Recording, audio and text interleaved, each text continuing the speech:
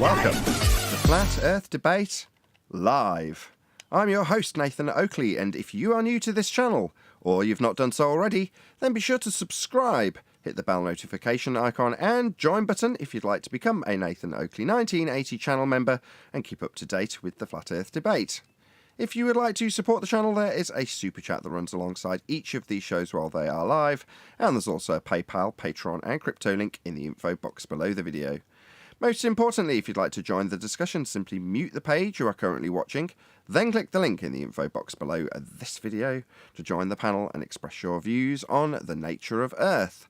If you do join, please don't swear. If you do, you'll be ejected, and if you are, please don't try to rejoin the stream using sock accounts.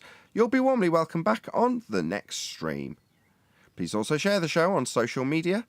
Sharing the show obviously increases the live audience, but this in turn increases the chances of a more diverse panel, so please share the show on Facebook and Twitter. Now, we are joined by Neil, 10th Man, Brian's Logic, Refracted Curvature, Arwin, and a whole bunch of people in Discord, so welcome one and all. Yo, yo, yo. Good morning, Hello. everybody. Good morning. Good morning. Everybody good? Pazza C, can you hear us?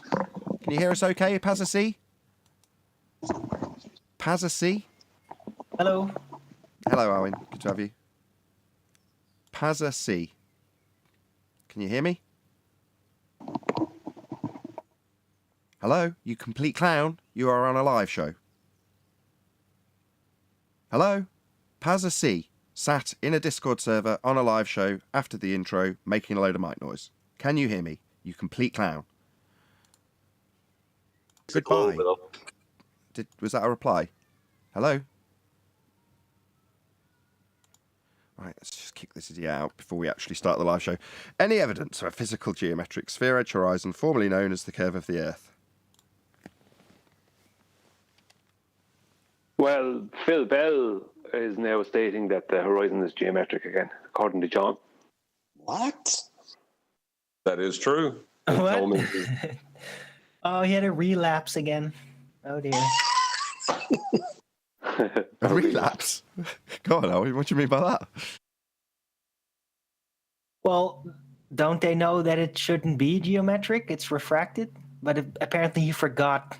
So a relapse into dementia. What you're calling a relapse, I call amnesia. They've all had amnesia. 2 years of, obviously we haven't got a straight line to anything. Obviously it's all refracted always. So, all right. How'd you measure a straight line then? They've recently gone to, well, look, there's refraction tables for the stars. Like, yeah?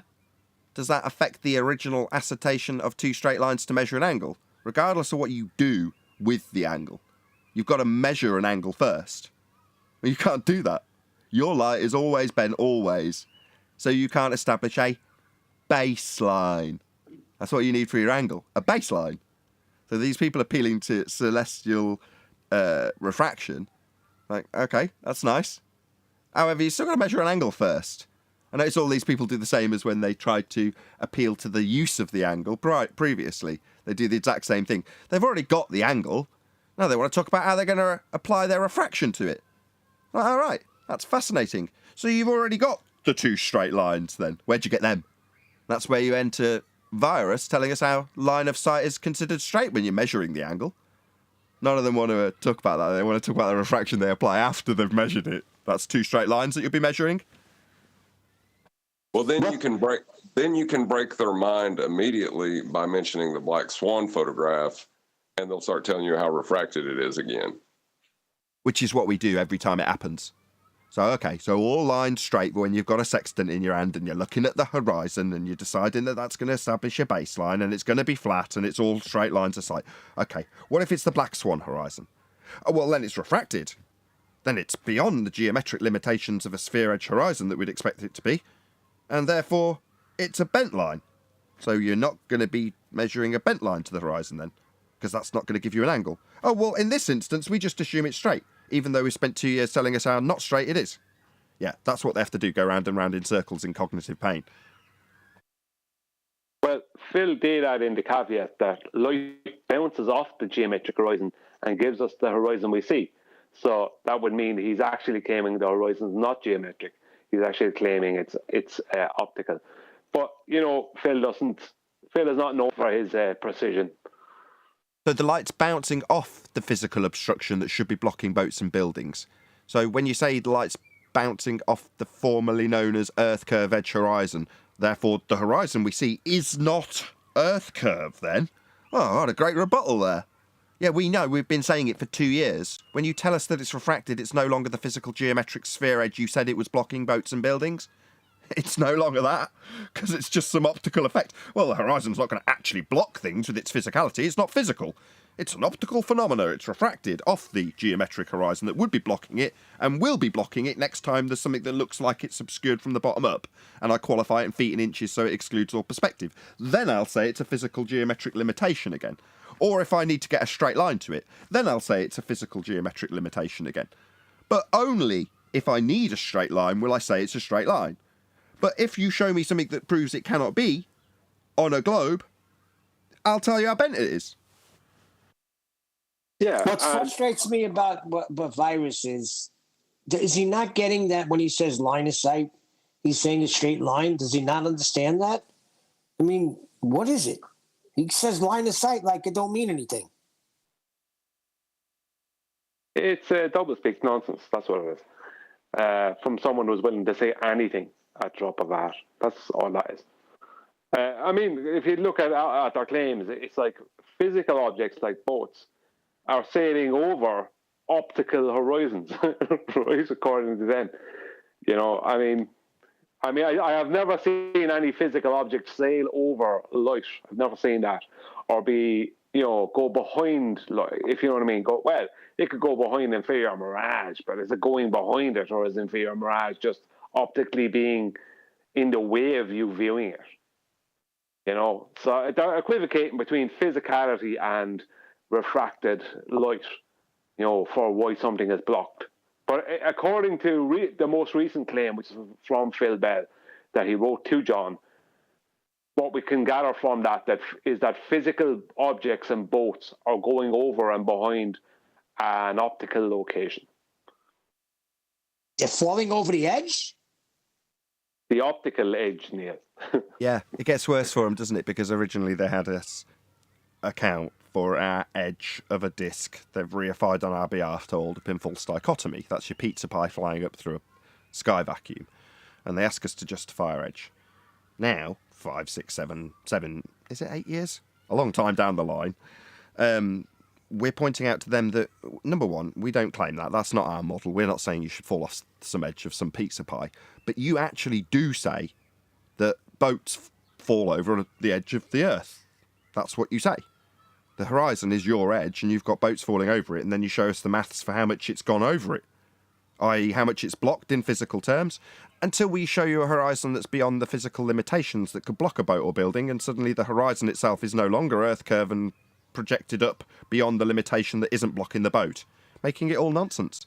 Meaning you can't derive geometry. Any evidence of the R value, Earth radius, the geometry that would be derived by Al-Biruni's dip measurement by way of a straight line to a geometric horizon, we cannot see according to our opponents. Oh, the Black Swan debunks that. Flat Earth to establish the radius value.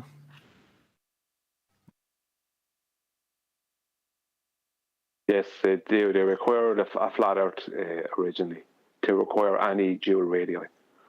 If you go with their inconsistent position, whenever they feel like it, you could never establish an R value because 2 hours later, it'll be somewhere else.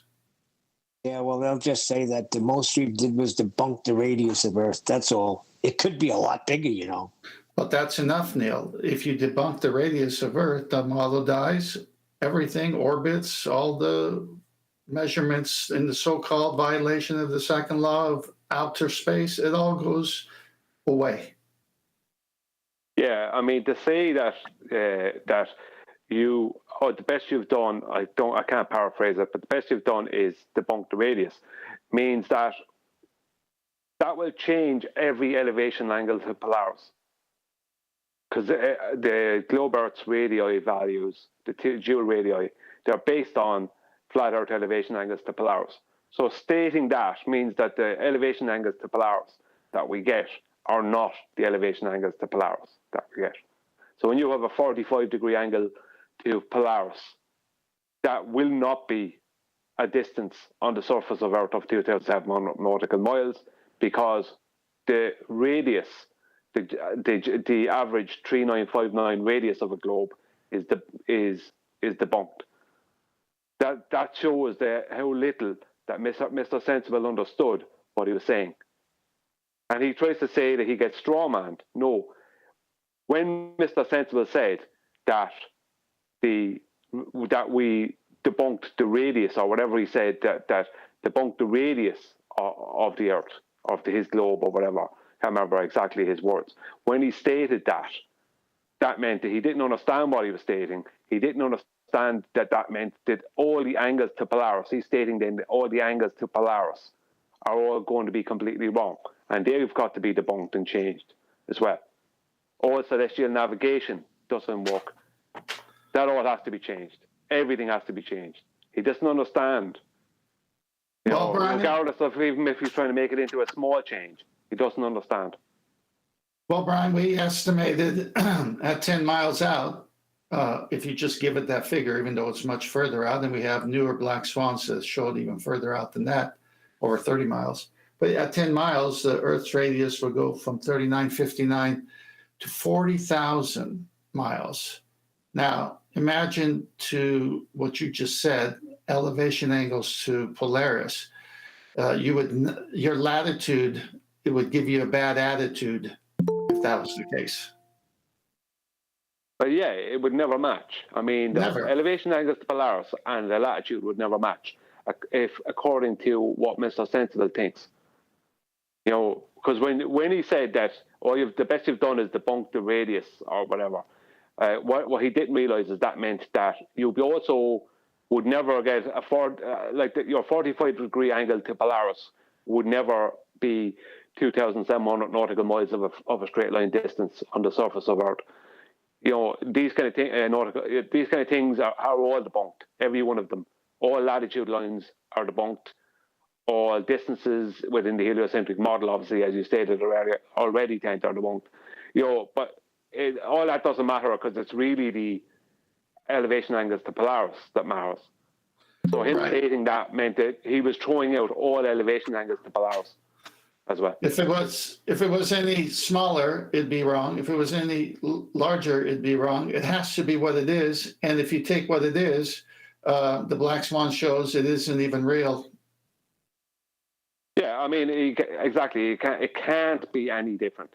It has to have a polar radius of, I think it's 3950 and an equatorial radius of 3963, I think it is. But it has to have those, because if it doesn't have those, it's not matching the elevation angles to Polaris. That's what they're based off of. So the fact, the fact that he was willing to say what he said about the radius means he doesn't understand his own model. He doesn't understand where the radii comes from. He doesn't understand that he just threw out celestial navigation.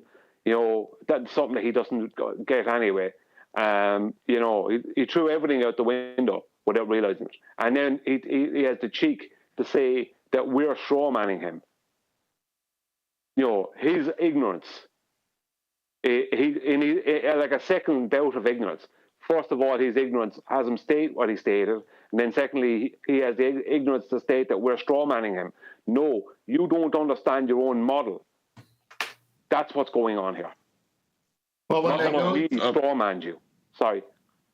When they go, John, let me just finish. When they throw out these flippant remarks, it's because they're caught. They need to say something. Then later, oh my gosh, did I really say that? Consider what McToon said about triangulation. Then he admits it's triangulation. Consider what all their gaffes. It's like on the spot, they got to throw some nonsense out so the audience thinks they know what they're talking about. Then upon further investigation, it just kills everything they said. Go on, John. Right, as soon as they start to get real and they step away from their nonsense routines, they immediately run a dead halt, because they just prove to themselves by accident how wrong they are. Except for the longest time, they don't think before they speak. They just speak. Scratchy mic sounds, horrible mic sounds from Neil.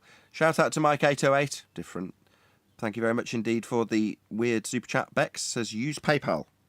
Okay, I will. Shout out to PayPal, I guess. Thank you very much. Maybe you've sent me a PayPal donation. Maybe I should have checked that before I said anything. Thank you very much indeed for your donations, Mike808 and Bex. Nathan, I don't know if I agree with the. Just let John go and then yes, Anthony. Go ahead, John. I don't know if I agree with the. It has to be a certain radius. If you're measuring elevation angles, the idea of a spherical radius is nonsensical. Indeed. Go ahead, Anthony.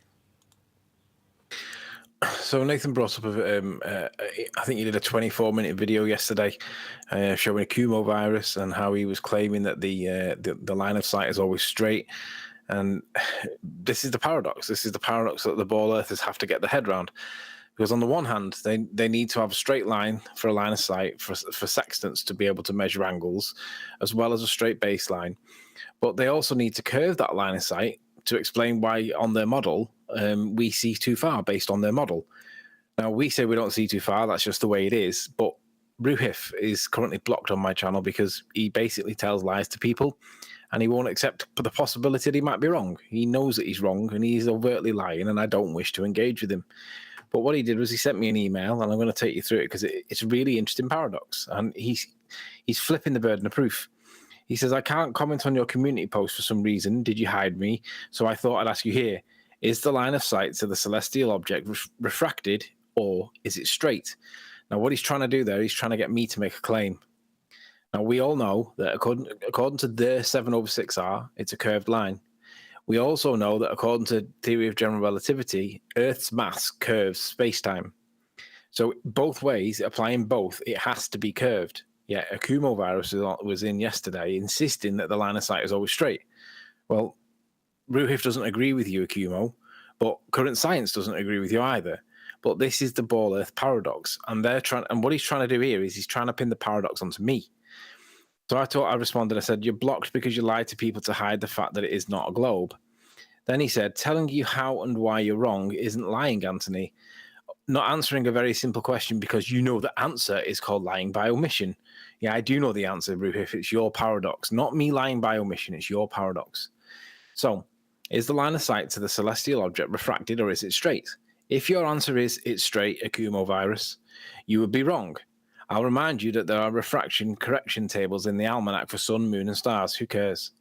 If your answer is it's refracted, you would be correct. But then you'll need to explain this angles require two straight lines thing. See the switcheroo? He's trying to get us to explain how the straight line angles thing. That's not our problem. That's their problem. That's their paradox that they've got to explain. Not me. We just point it out, the paradox. We point out the conflict, the contradiction in terms. Because you can't have straight lines to measuring angles to stars or suns or whatever if all the lines are curved. Because you need straight lines for sextants, but you need curved lines to explain why your model doesn't allow us to see stuff, but we clearly see it in real world. This is the ball earth paradox. They don't like it. My response was, I don't like to explain things to overt liars like you, but it's nice to hear you disagree with the Kumo virus, who insists the line of sight is always straight. I'll pass it on to him on your behalf. Sure, champ, you know your claim is broken. I never made any claim. This is the problem, guys. They need a straight line for sextants and measuring angles, but they also need a curved line for 7/6R. How are they going to resolve this? Because this is their paradox. It's not our problem. It's their problem. Rufi understands it. The Kumo virus doesn't understand it, but you can't have it both ways, guys. Nathan, do you want to carry on and explain to Rufi how he doesn't understand it? No, I mean, you've done a pretty good job. I mean, all we're asking, you have to pay attention to what the housekeeping questions actually are. Any evidence that you can acquire an elevation angle from a curved baseline. So if you break that down, we're talking about the initial acquisition of the angle measurement and how you would do that if you haven't got a straight baseline, given that you're measuring an angle. As I said previously, I'll just be repeating what I said already, They want to focus on what they do afterwards. Oh, we make this correction. Correction to the angle. That's 2 straight lines that you measured. How did you do that? You didn't. How did you get a flat baseline for the angle? Because you need one. That's what you're doing. But you want to brush past that and talk to me about corrections that you make for celestial refraction. All right, after you've got measured 2 straight lines. Yeah, you'll have to establish the baseline and then pointed your sextant at something in the sky to acquire its height or elevation. That would be its elevation angle. Angle being 2 straight lines. That's what you've got to do first. Step 1, measure the angle. So let's not concern ourselves too much with what you do afterwards, because first we've got to get the angle. Got to get quite a few of them if you're doing triangulation. So how do you acquire the baseline? That needs to be flat and straight. That's the first thing you're going to do before you even point it at the star. You've got to make sure the tool's level. That's what you do with the sextant.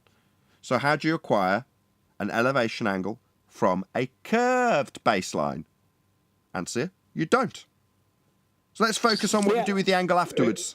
We correct for the stars if we're below, 20 degrees? Yeah, but what Ruhif is doing there, I'm not saying that you missed it, because I can't say that Anthony and yourself missed it, Nathan. But just for the audience, what Ruhif is actually doing is he's actually begging the question, but he's also hijacking celestial refraction. Because celestial refraction happens below 20 degrees above the horizon. It is based on that exact phenomenon. It has nothing to do with standard 7/6 of a radius refraction. He's trying to claim it as if it is based on that, when it is not. He doesn't have a 7/6 of a radius because there is no real radius, right? He doesn't have that. So he's trying to hijack the real world celestial refraction and, without naming it, claim it as 7/6 of a radius refraction. It is not. That's what he's really doing there. It's really low what he's trying to do. It's really sneaky, but that's what he's good at. So celestial refraction, for the audience who don't know, has nothing to do with standard 7/6 of a radius refraction, or what they call terrestrial refraction, which is standard refraction. It's the same thing. None of them have anything to do with celestial refraction. Celestial refraction is a real phenomenon that these people are trying to hijack, Ruhif and the likes, trying to hijack and call 7/6 of a radius without actually stating it.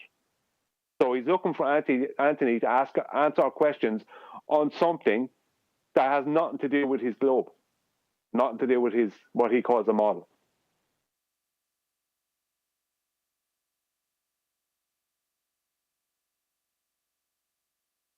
Any evidence of the distance to the sun?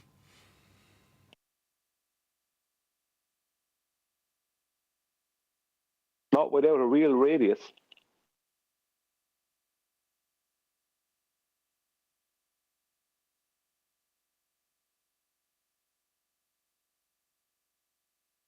How many things would a globe believer have to hijack to claim a distance of 93 million miles to the sun? I mean, because that's what we're talking about here, hijacking, aren't we? That's what we're talking about. So how many things would they have to hijack? How many pre-assumptions would they have to make, and hijacks would they have to commit to come up with 93 million miles? You know, it must be more than one hand's worth of fingers in the numbers. I know they'd have to contradict the initial measurement to prescribe a distance. They'd have to make up a speed of light claim. Morning, guys. Hey, chocolate. Well, I thought we'd get more talk out of you guys on the eclipse on that subject, but clearly not. It was a nice sight, I must admit. What eclipse? Have I missed something? What do eclipses have to do with heliocentric sun? Didn't you hear what I nothing. read? I don't Yes, believe I that did. was in the No. pre-show though, Neil.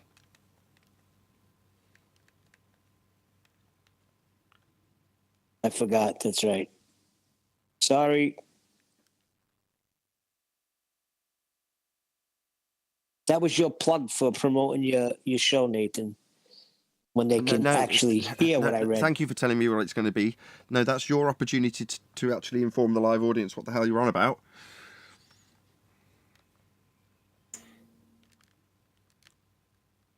How do eclipses work on a flat plane? Explain that. I don't know. I don't know what the moon is. I don't know what the sun is. So how would I know? What I do know is there's a long-standing assumption that we're looking at shadows. Umbra and shadows penumbra. Shadows would require a physical object to create them.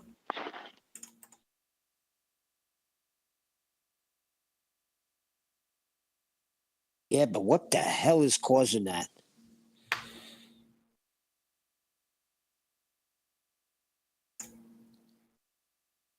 Well, Who knows? without R, it's not the Earth.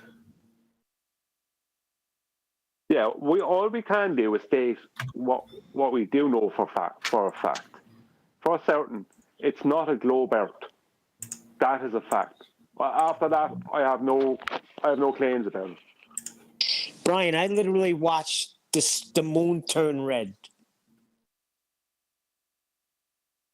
Yeah, that's what they call. Yeah, that's what it does. There's a picture online where it shows all the different colors on the moon from that was photographed from Italy. So the moon turns all these different colors. What has that got to do with a globe Earth? I think that's proof of creation myself. Hold on. Bye. There's a sign down from my house that goes from white to a light red. Does that mean that the Earth is getting in between me and that sign when it goes to light red?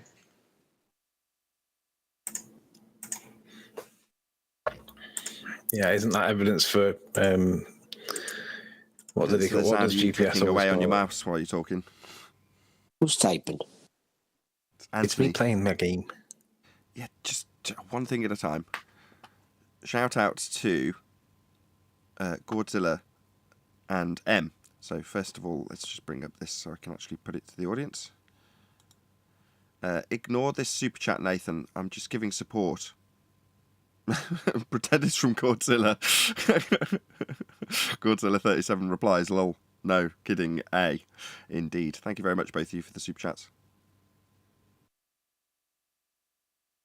Well, it goes all the way to the celestial coordinates. They say we're heliocentric, but they use the old-time geocentric coordinate system. Although that is false, it just seems to work better. But what kind of nonsense talk is that? Yeah, everything works.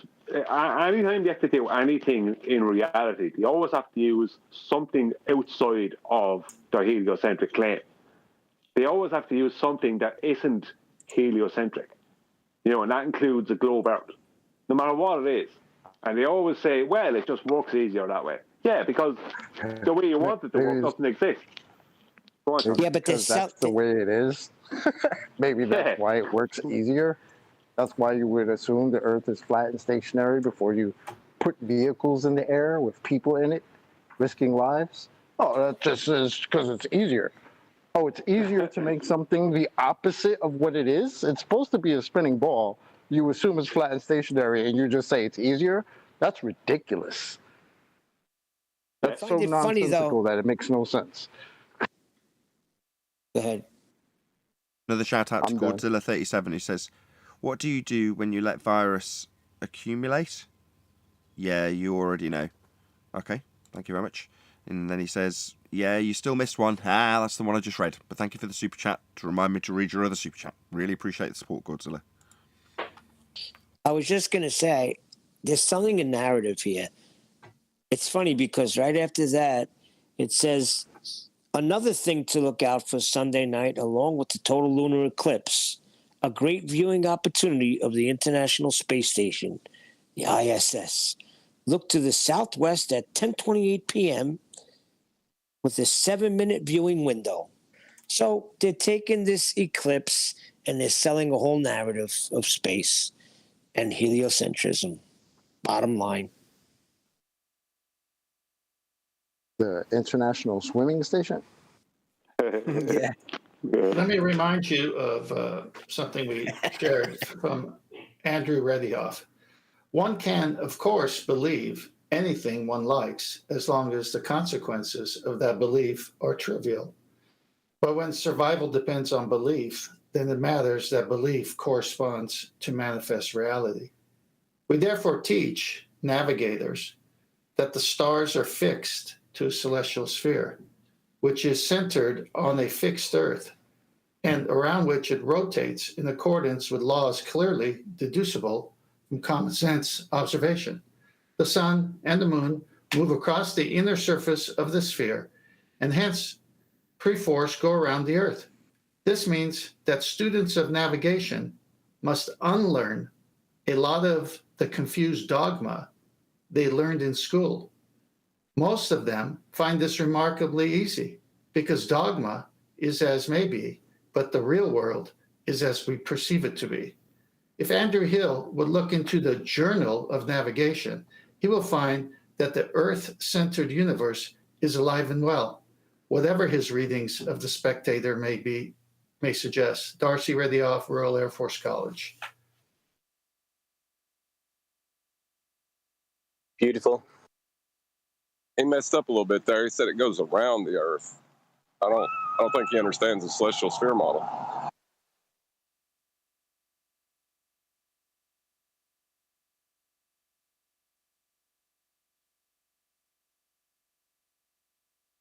Well, he said it's a fixed Earth. Well, going around the Earth would be considered like going around the block, right? If we're talking in actual practical terms, it's like you can go around your neighborhood. We call it going around the block. Doesn't make a neighborhood a ball, though, right?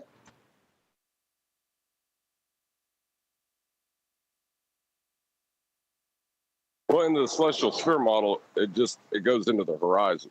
That's all you can show. Like, you can't show the bottom half of the sphere even. All you can show is the dome. You can't show it going around anything. Until you give me a better explanation, this makes sense, some will say. A false dichotomy fallacy. So, some are not too bright. Well, some are only looking for explanations. They're not looking for actual evidence and proof and fact. So I can give them an explanation, and it's up to them to decide whether it's better or not. But that doesn't mean the explanation that they hold currently is a proven fact. It just means it's an explanation. Just the same as the one I give them. So the one I give them is just as valid, even if they don't like it as much. Brian, science is too narrow. How are we supposed to understand things or learn things? We got to come out of that rigid scientific method if we're going to understand anything. Yeah, we can come out of that rigid scientific method and state a load of stuff as fact when it's a load of nonsense.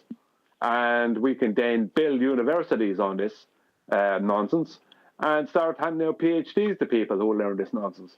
And then them people can then teach your children and grandkids, all that same nonsense. And people can look up to these people as if they are knowledgeable, learned people, which I'm sure are reasonably intelligent. And they can be revered in society. And the whole thing is built on absolutely nothing other than wet paper bags.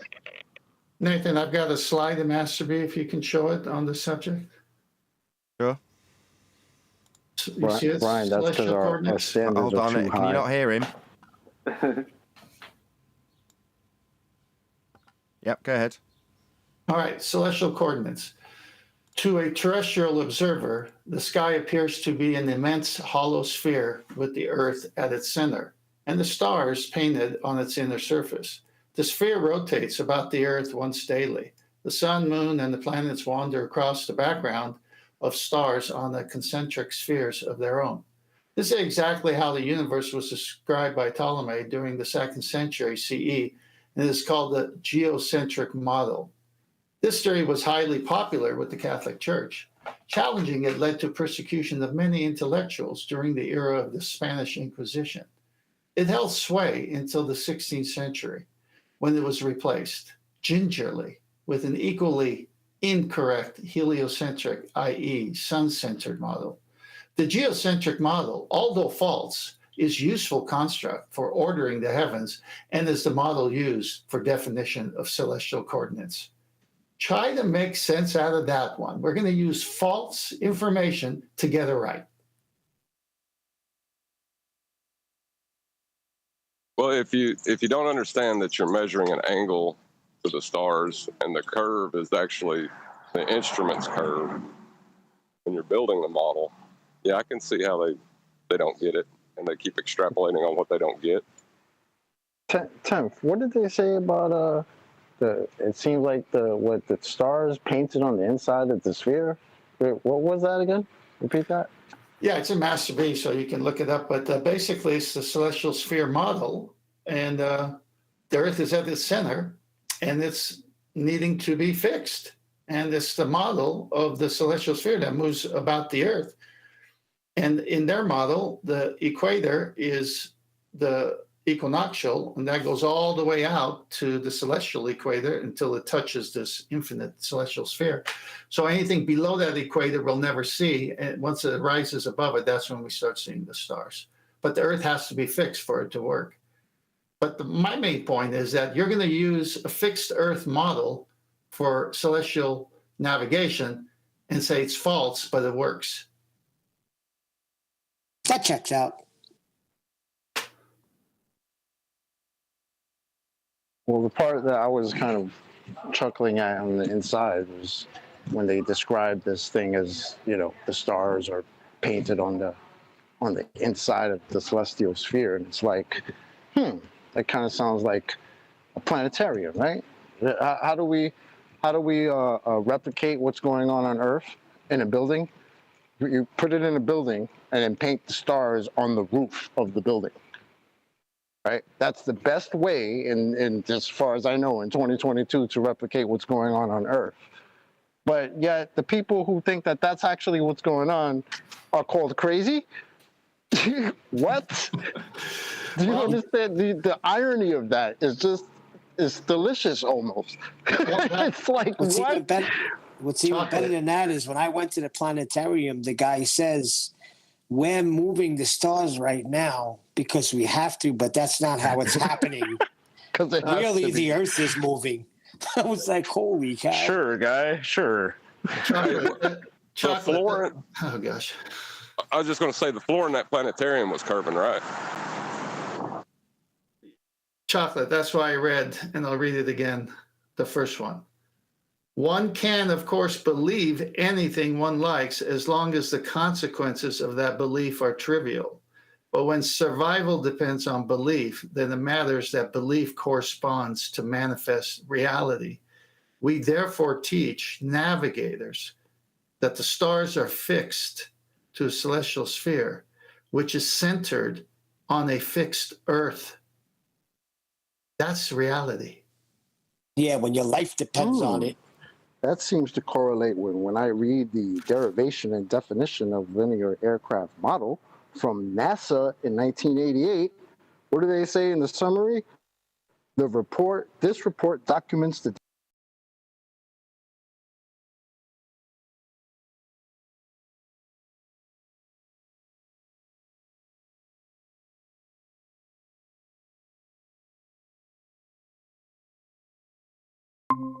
Mr. and Mrs. Normie out there, Mr. Normal person who thinks NASA is wonderful and serves you sunflowers and cookies, right?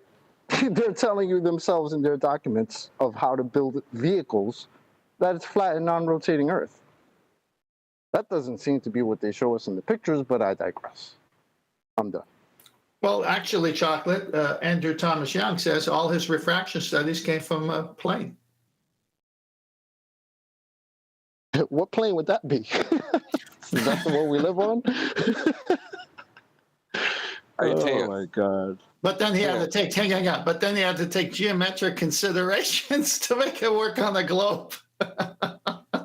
Well, no, what I was going to say is, do you think the reason he did it on a plane is because he had to represent angle changes? Yeah. It's all done on a fixed flat Earth, everything.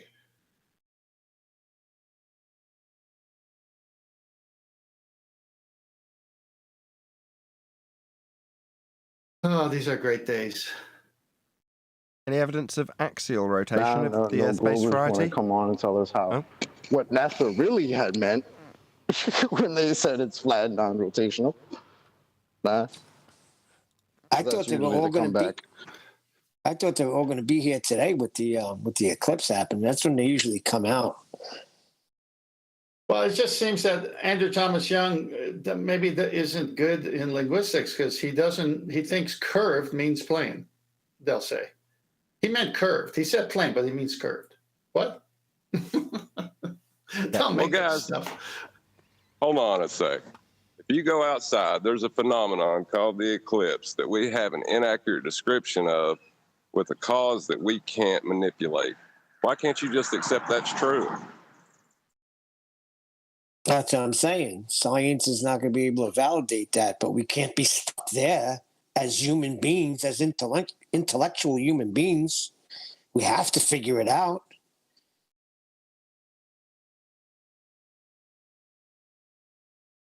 Well, just take my inaccurate description of a phenomenon that you can't test the cause of as truth, and you're good. But it works, John.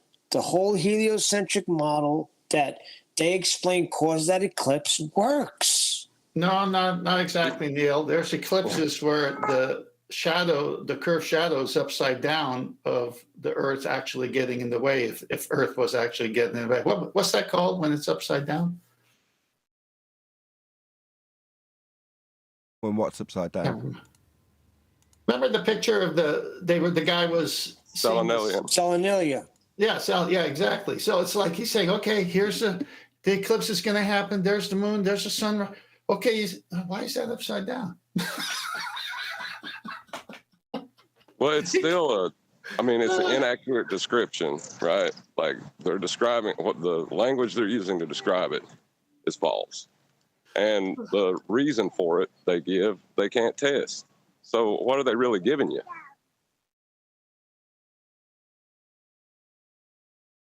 I'd like to know who first explained the eclipse, how they done that, how they put it all together. I think the first claim was Aristotle in history. And he's assuming it's a shadow when he does.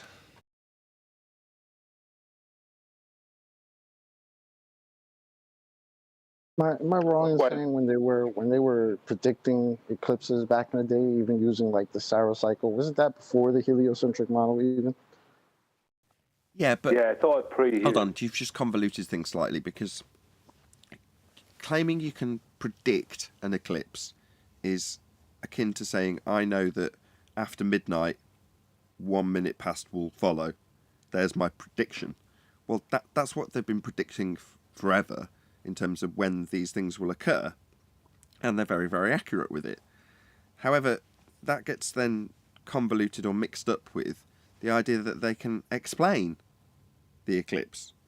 Logging the pattern is nothing like saying why what we see occurs, and then presupposing orbital motion, spherical Earth, shadows, all of those things are there just so story explanation for what we see. And often they're just so story, as you're describing with the Selenian eclipse, where you have you capable of seeing both the sun and the moon above the horizon. In other words, if it's claimed to be obscuring the moon, as you see the claimed to be quote-unquote shadow crawl up it, you're like, well, wouldn't it be the other way around when it's coming down? So these inconsistencies with their descriptions of shadows that often aren't actually shadows at all, it's not a shadow, it's a colour change, which I've seen with my own eyes in the lunar eclipse. That changing to a red colour, that's not a shadow. But, that I can say with my own eyes. But there we go, there's lots of assumptions that go along with a heliocentric description of an eclipse of any description. But in this instance, their claim to be descriptions would violate the celestial sphere model. As soon as you have a curved Earth in terms of your view and its occultation causing shadows, then that violates a flat plane with the perspective view of the stars above your head, because you can never have a position where you fall in orbital motion to cause the shadow. So it violates the celestial sphere model in the first instance, and you'll need a flat plane to get to that assertion anyway. That assertion isn't necessarily matching up perfectly with what we actually visualize, and what we do visualize doesn't match with their descriptions of having assumed shadows and assumed orbital motion, etc., etc. Any more for any more on this? Yeah, it's pretty simple, Nathan. In order for celestial navigation to work, the Earth has to be a plane that's fixed, and it's the celestial sphere that's moving. But then when it's an eclipse, the Earth is a ball and it's in the way. Now, they can't have it both ways.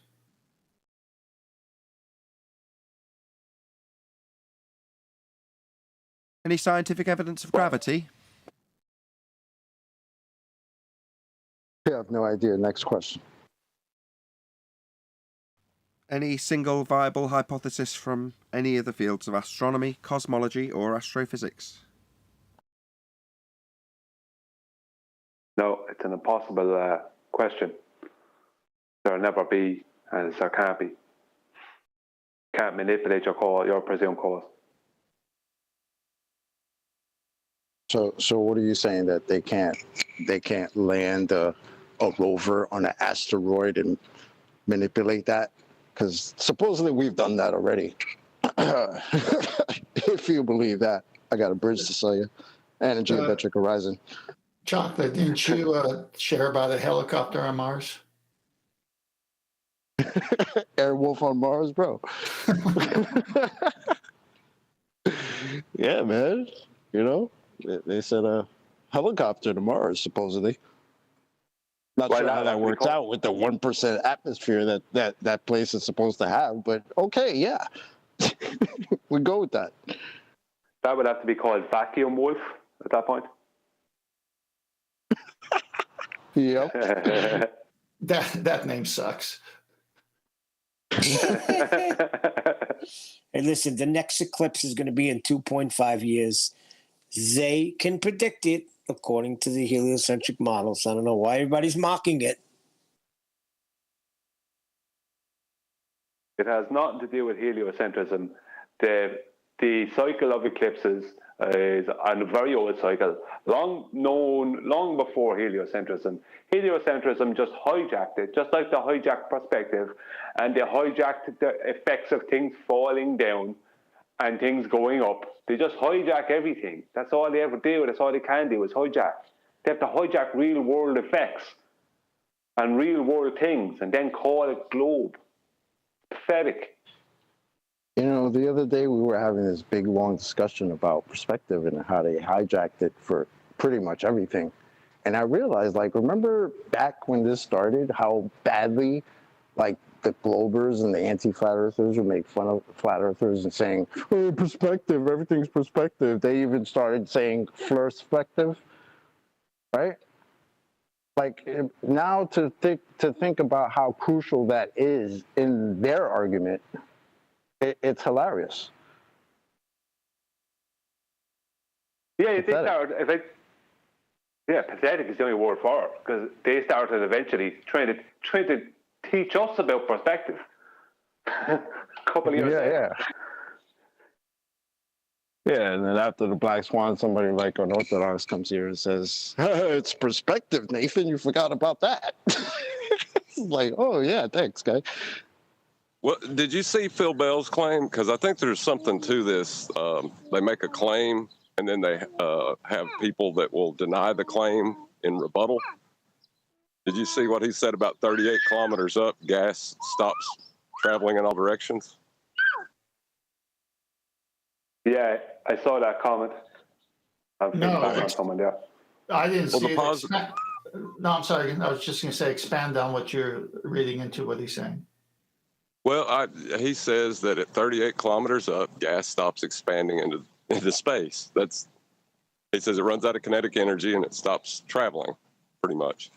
So he denies denies elastic collisions then. How's it getting up there in the first place? It denies free expansion into a volume of the first instance. Yes, Brian, before you correct me. Yes, I realise he's denying free expansion. It's not that either. It's not that either. He's denying the effects of temperature on the gases. He's denying that temperature is controlling the gases. Well, no, what he's saying is he's saying it's running out of energy, which you can describe as temperature, right? But he's also denying the heliocentric claim of a thermosphere. He's denying Isn't there a claim of gas go down, go boom, boom? How is the gas getting up there? Why is it expanding up there in the first place? I thought gas goes down.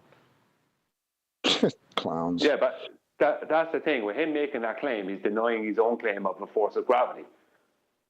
Because then it's not gravity that's causing the gas to slow down its movement. It's a loss of kinetic energy. And does more gravity give more kinetic energy? And less gravity give less kinetic energy to gases? No, it's temperature.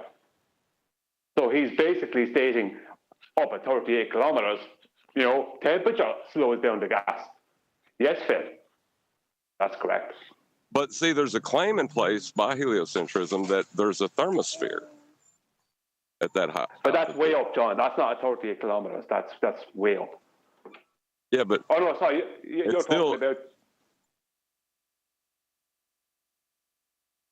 talking about the stratosphere, is it? Or are you talking about the thermosphere? Thermosphere is way up in their belief. You have the troposphere, which is what we are claiming to live in. You have the stratosphere, which is above that. You have then the mesosphere, which is really cold. Then you have the thermosphere, and then the exosphere. But that's a lot of spheres. Yeah, and how could anything, if you look at the claimed temperature of the mesosphere, how could anything ever get to a thermosphere? Because the temperature, as far as gas goes, the temperature is so low in their claim that there's no way gases are getting to there. Like, it's just crazy. Maybe some helium, I don't know. But it doesn't matter because it all requires a container in the first place to have pressure anyway. So the whole thing is nonsense, But look, their claims are like that. You know what I mean? You can start picking them apart from inside. But, you don't need to either. All their claims are where it's contained. Yeah, suppose there's 3 more layers after where he says the gas stops, right? That's what you're saying, Brian? Oh, there's more. It goes up to, in their version of a model, it goes up to 6,200 miles. That's outside of on the outside of their globe, there's 6,200 miles of what they call atmosphere. right, but they're claiming that there's still gas up there. It's just really spread out, right? Well, yeah. That's basically it. Yeah. He's 38 kilometers. Sorry. I was going to say, let's not forget, there's also a claim that the atmosphere supposedly reaches to about 391,000 miles. So, well, I was just going to say, didn't they show us that the moon is within our atmosphere now? That was a long time ago they said that. That depends which story you want to go with. Well, let's go with gas pressure of any type. If you got a vacuum next to it, there's no resistance. It's going to fill the volume. Well, so what the heck are they talking about? Kinetic energy. Right, so it's going to fill the volume. The 38 kilometers claim, right? Why he said 38 kilometers is because after that point, there is no high altitude balloons that could go past there. That they don't really know, even lower than that. They don't even know. He's kind of just thrown out there 38 kilometers. After 30 miles, if it'd be lucky for even high altitude balloons to reach that. There's nothing else outside. What I mean is that after a certain height, around 30 miles in the sky, maybe a little bit more, high altitude balloons won't go any further. So after that, all you have is a calculated heliocentric claim. Right, but what I'm saying is the heliocentric claim is it goes past that. He's saying it stops there. But he's saying there's a loss of kinetic energy there. He's right in a lot of ways. But he's wrong as well because the big loss of kinetic energy happens prior to that. But Brian, why is it that all these high altitude balloons are very large and they've never filled up, and as they go up because of that pressures and it's just expanding and expanding and then they eventually pop? Why is that happening? Because if they fully fill the balloon, what will happen is it will pop too soon. They only have to partially fill the balloon. So when the balloon goes up higher, the higher it goes up, the lower outside pressure there will be, the bigger the differential. So if they fully fill the balloon will pop because the internal helium will just bust open the balloon. So you have to partially fill the balloon, and when it goes up real high, it expands out and expands out. So the helium basically is becoming less dense, as in it's moving away in all directions, away from the center of the balloon as much as possible until it breaks the balloon and then fills the void. So my question, well, thank you. That was a good explanation. So my question is, when it pops and it's way up there, where did those helium particles go or gas molecules go? Straight back down to Earth, yay! Yeah, I mean, if there was a vacuum up there, what I mean is that you can't measure a low-grade vacuum, but if there was a 10 to the minus 17 torr outer space up there, then they would go there. But that would mean everything else would also go there instantly as well. So we wouldn't be here having this conversation. So the first gas molecule ever, we wouldn't be here. Everything would be going there. See, Yeah, I don't even think you need a balloon. I don't think you even need a balloon. Once that balloon pops, they'll just stay exactly where they are, not bouncing off anything, because there's nothing there to bounce off, and they won't disperse, because that's how planets are formed. 10th. Planets start. Look, gravitational accretion would mean that they would all start to bind a little bit together, and you could start a new planet. But there must be something else happening, because it never happens. But Well, you if can it's get just gas hanging pressure. around there, then how could it ever have come close together and coagulated into a planet? We can get the gas pressure to We begin. know with. it must have happened. That's because called we- gravity on. Where are we? Sorry, one minor correction. It's accretion as opposed to coagulation. I just wanted to get that correction in. Sorry to interrupt. Like, we can hear what you fix. Nathan interrupted while we anything. were all interrupting each other. Yeah, it's Well, called the- accretion as opposed to coagulation. Just wanted to correct you on that. They Yeah, call I it was just saying to Arwin that we know that gravitational accretion must exist because there are other planets and they must be represented, but they must have come from other helium balloons that must have burst that gravitationally accreted together from previous explorers, but they just must have had really big balloons. Yes, ball warrior. All right.